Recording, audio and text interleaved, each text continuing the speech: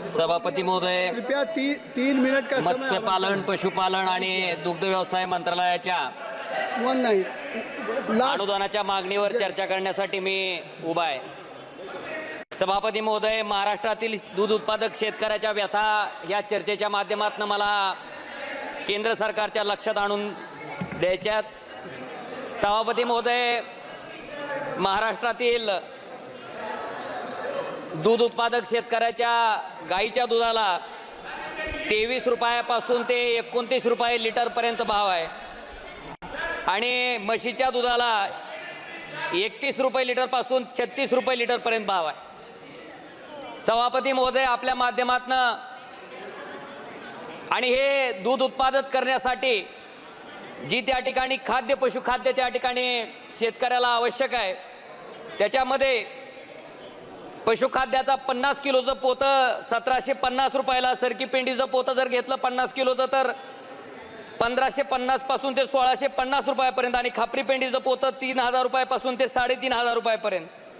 सभापती महोदय, ह्याचं गणित जर आपण घातलं तर वस्तुस्थिती अशी आहे की शेतकरी जो दुग्ध व्यवसाय करतोय त्या शेतकऱ्याला आत्महत्या केल्याशिवाय दुसरा कुठला पर्याय त्या ठिकाणी राहतोय. मला वाटतं ह्याचा विचार आता केंद्र सरकारनं करणं गरजेचं आहे.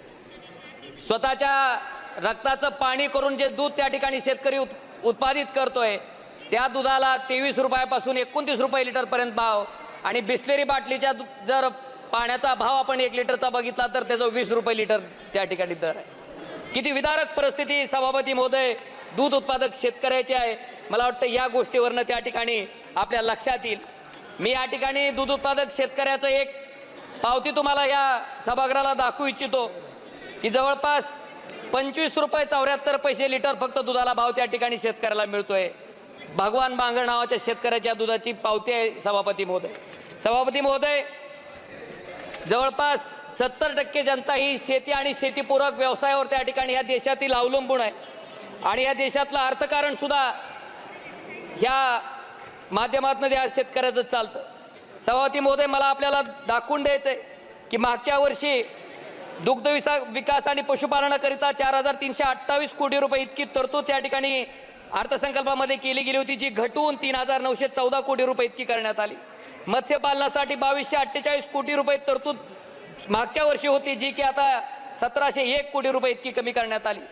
सरकार सांगतंय शेतकऱ्याचं उत्पन्न दुप्पट करायचंय. जर अर्थसंकल्पातल्या तरतुदी अशा पद्धतीनं कमी करण्यात येत असतील तर नेमकं कुठल्या माध्यमातून शेतकऱ्याचं उत्पन्न सभापती महोदय त्या ठिकाणी दुप्पट होणार आहे.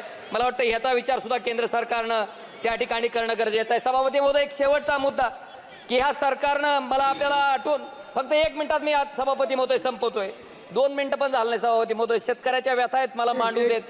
सभापती महोदय, मला आपल्याला लक्षात आणून द्यायचं आहे की युपीए सरकारच्या काळामध्ये 72,000 कोटीमध्ये शेतकऱ्याचं कर्जमाफ पूर्ण भारत देशातलं त्या ठिकाणी झालं होतं.